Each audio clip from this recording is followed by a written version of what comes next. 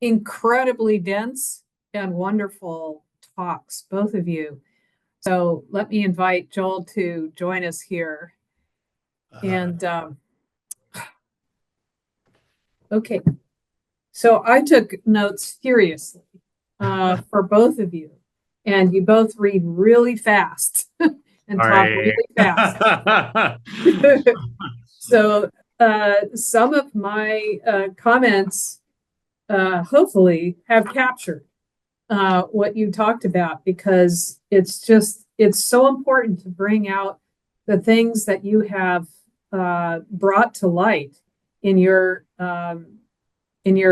individual talks. And I have to say at the outset that they're complementary. Your talks are complementary, even though they're very different, because there's a cross bridge across them. And let me just take a risk and say what I think is similar and complementary. So let me just say that both of you talked about structural impediments to the best writing, regardless of what the subject is. And this is certainly something that was talked about yesterday. I mean, there are all sorts of barriers, and you have illustrated several of those barriers that were talked about yesterday, but in more specific form, and with particular examples that show vividly what these limitations are. So Joel, the structural impediments that I found from you are first of all, the contraction of the writing product. That, whatever people are writing for, there's a contraction in terms of what's the length of the product that people are producing, but also contraction in the staffing to actually do that. And because of that, there's increasing gigification. Boy, I'm going to really learn how to say that word a lot. So gigification introduces all sorts of new variables into the writing, which, again, one of the issues is, do you know who you're writing with?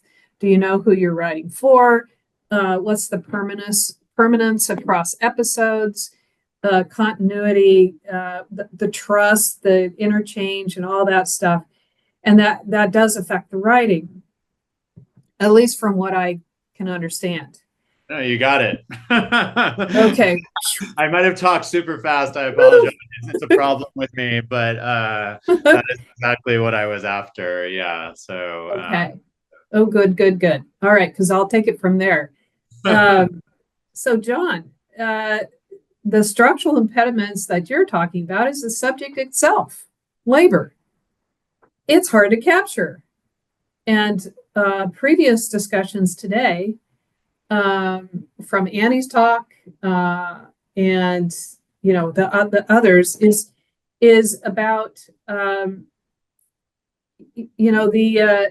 the issue with the talking about labor is that it isn't that interesting when it's continuous.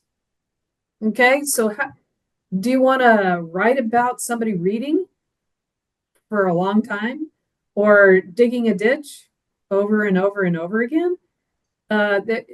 The subject itself has, interesting characteristics if you're talking about labor, which is, you said it's important to have discrete pieces. So you've got change, you've got stops and starts, because that seems to be a lot more engaging.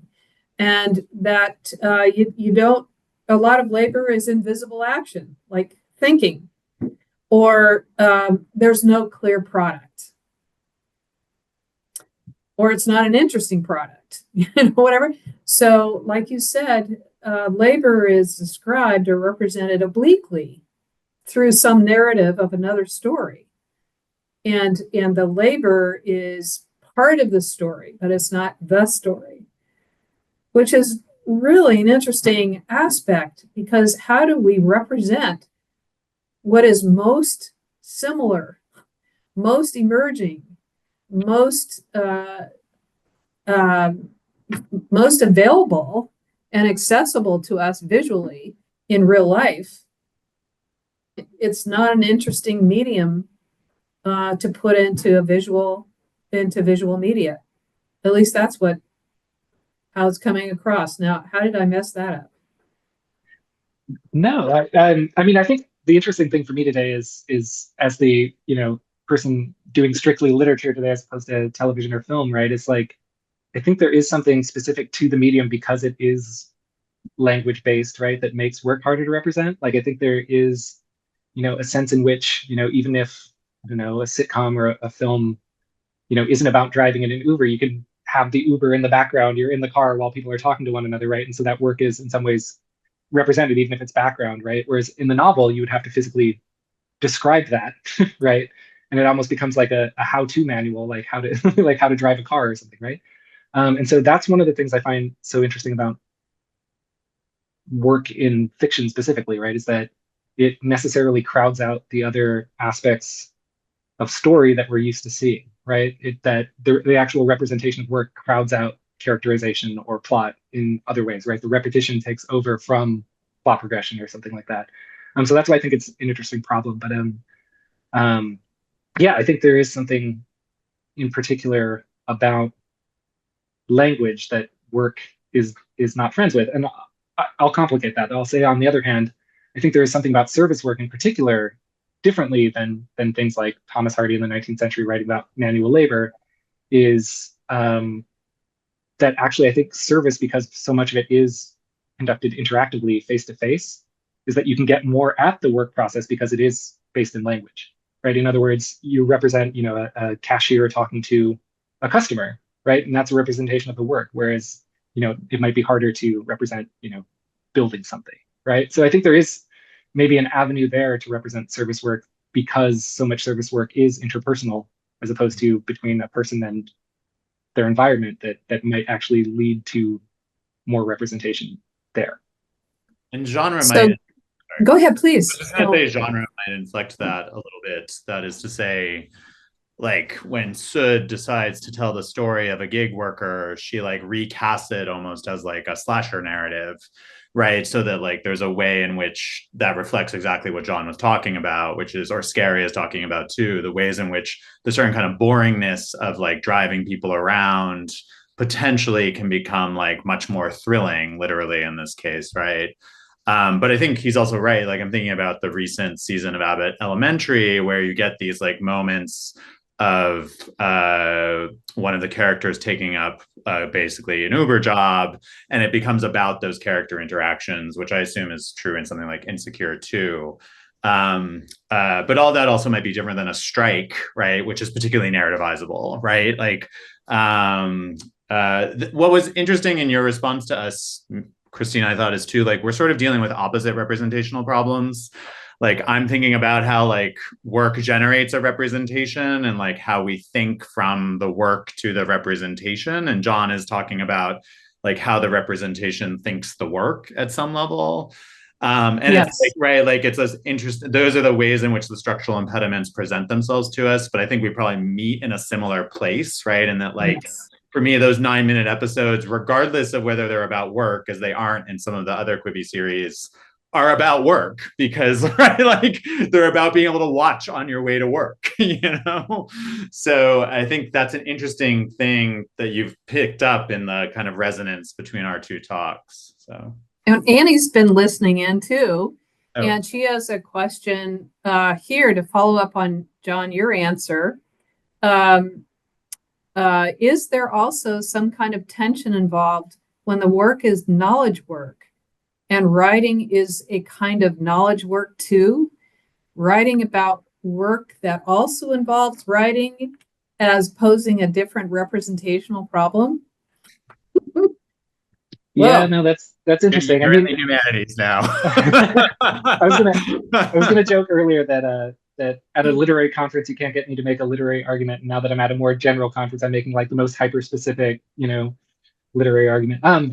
No, but Annie raised a good question. I think maybe that gets answered in some ways by genre too, right? Like the rise of autofiction in some way, right, is about, novelists writing about themselves, writing and dealing with the publishing industry. Again, the people I mentioned at the beginning or gestured at, like Sarah Briette and Dan Sinekin and Lee Constantinu, write about sort of the pressures of the publishing industry on writers to sell things, right? And part of that is selling yourself and selling your mental labor, right? And the work of promoting that mental labor. So I think there is certainly the publishing industry, and more in the way that Joel was just saying, the industry itself creates that problem, right? That workers need to become self-marketers as much as writers, right? So I think, yeah, coming from that side, certainly the publishing industry is forcing writers to write more about themselves and to promote themselves almost as if they're like influencers, right? As opposed to writers of fiction, right? So yeah, I mean, Annie raises a great question. I'm not sure if that was a great answer, but autofiction seems like one of the ways that comes out. Can I ask you a question, John? I'm Sure. curious here. Like, I can think about a lot of examples of like nonfiction that represent work, right? Like, it seems, I mean, from Marx to Simone Weil to like some memoirs, is there something, is it that like fiction is particularly narrative oriented that causes a problem for the representation of work? Because it doesn't seem like language itself necessarily will get in the way, right? Is it the particular Right. structure of language or the particular way you're trying, like the particular kind of language you're trying to write, fiction versus nonfiction, that causes the like issue? Yeah, no, I think that's right. Maybe the more accurate term is that, it's hard to represent work in narrative, right? I think you're right. Absolutely. I mean, they're clearly um, when I first started working on this project, there wasn't a ton of great labor journalism out there for structural reasons, and now there's a ton of great labor journalism, right? There's so much. So like, I joke about when I first started writing about, a novel about Amazon, that was like actually a look behind the curtain. And now, there's a million nonfiction books about Amazon, and you almost don't need the fiction anymore, right?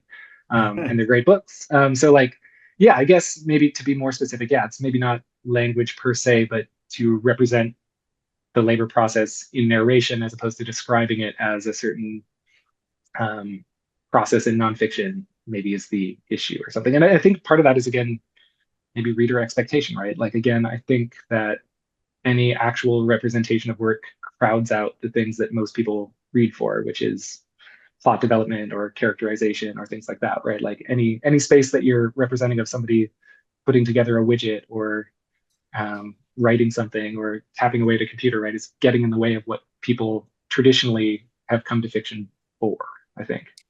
Yeah, I mean, it's an interesting problem. I mean, even if we go to Marx in the Working Day chapter, right? Like Right. this kind of like the Working Day chapter becomes a temporal like movement at some level, right? To so that anyway, it's a really interesting problem. So sorry, I didn't mean to hijack that, Christina.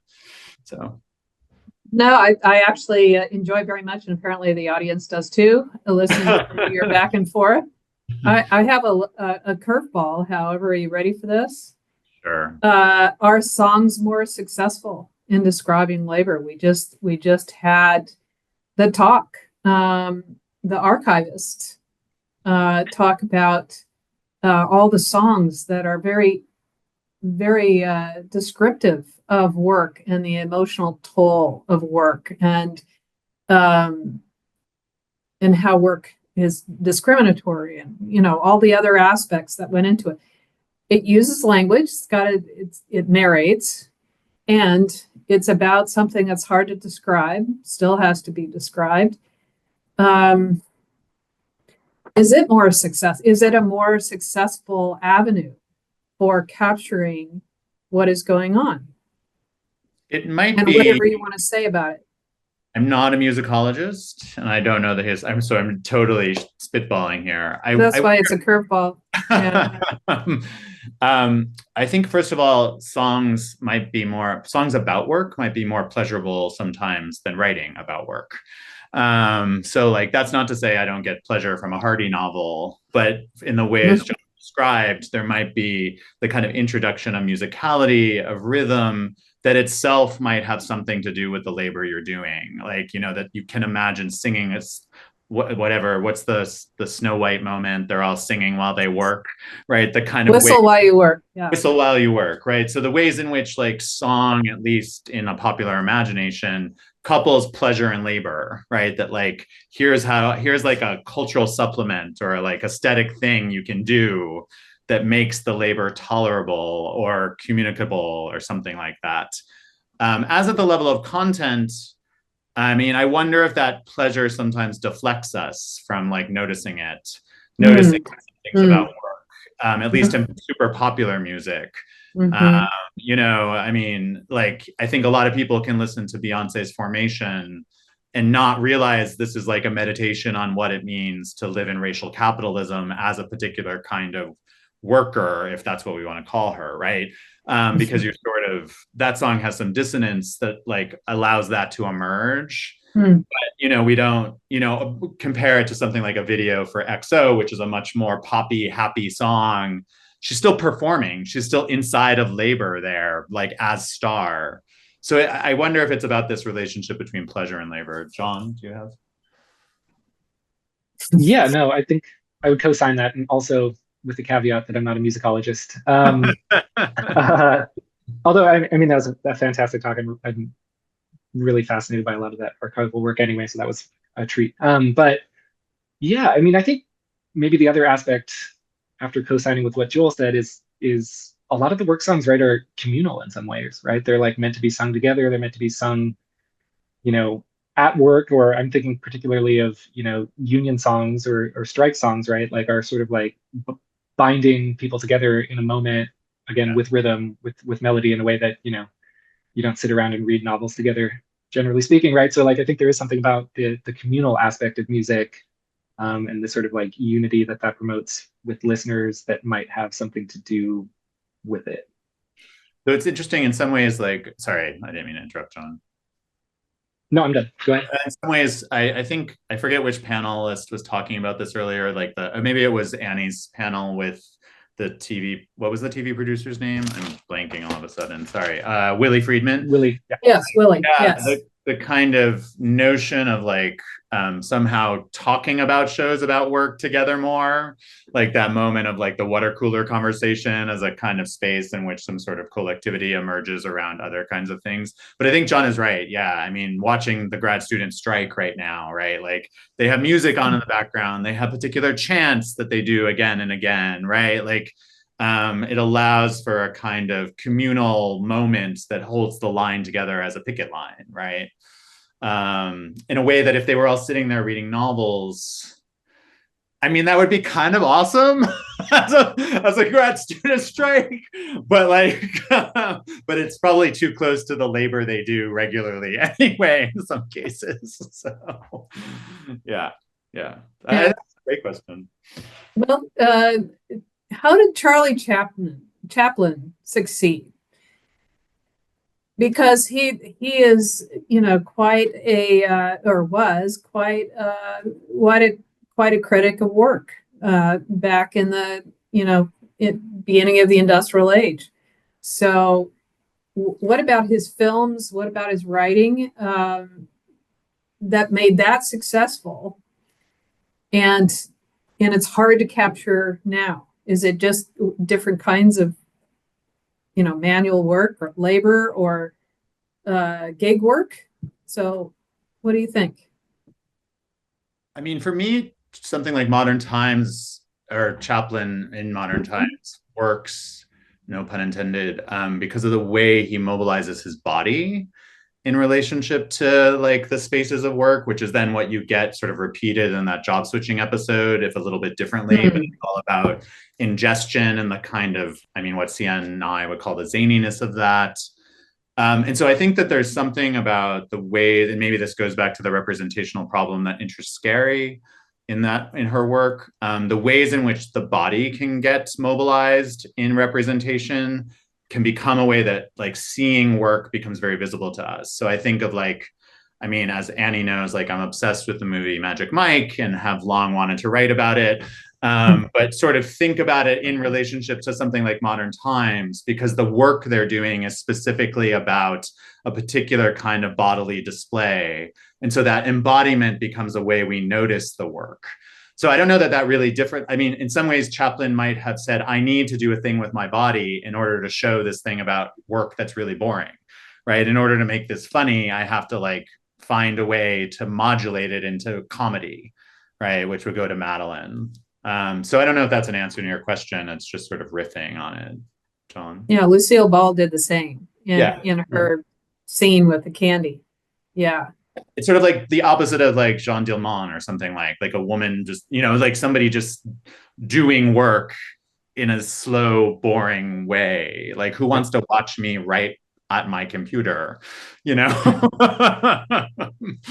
Do you think there is a way to do this so that we're very clear about what the condition of people working those kinds of jobs really feels like?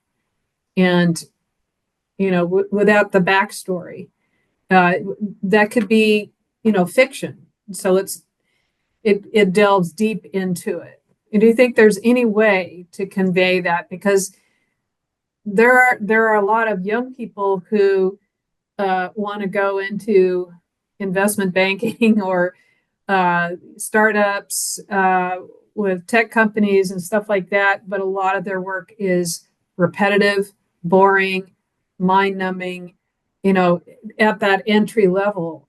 How do we portray what repetitive, low cognitive,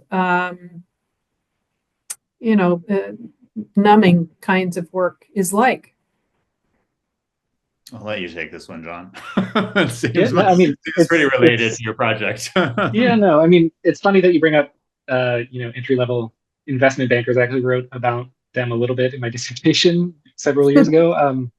Thinking about, you know, my dissertation kind of interrogated some conceptions of precarity itself, right? And so like a job like that, which is highly remunerated, is also quite, you know, it's terrible work, right? Like they work 100 hours a week.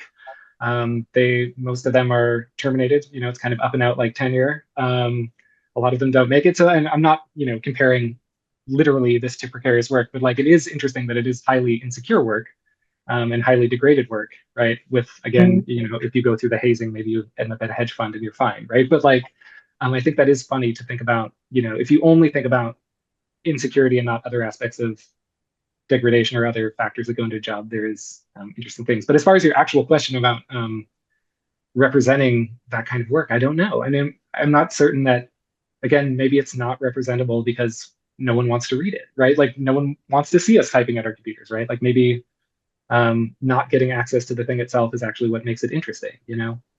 But yeah, I'm not quite certain, but well, it might also be like what we're describing, the distinction between like work and labor seems meaningful here, like meaning that like we might, in like a Marxist tradition, we would understand labor as a kind of abstract force that like compels us, that we have no choice but to go like work in order, in a particular system, in a particular mode of production.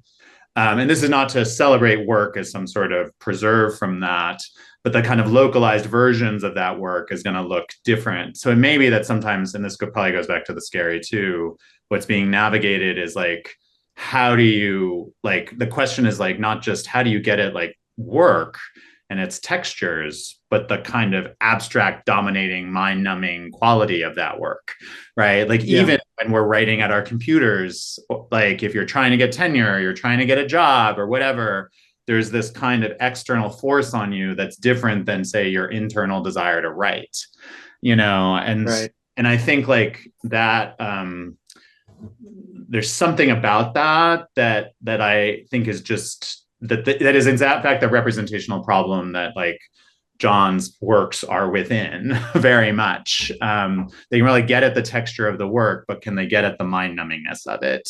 Probably a little bit with those lists, but like so.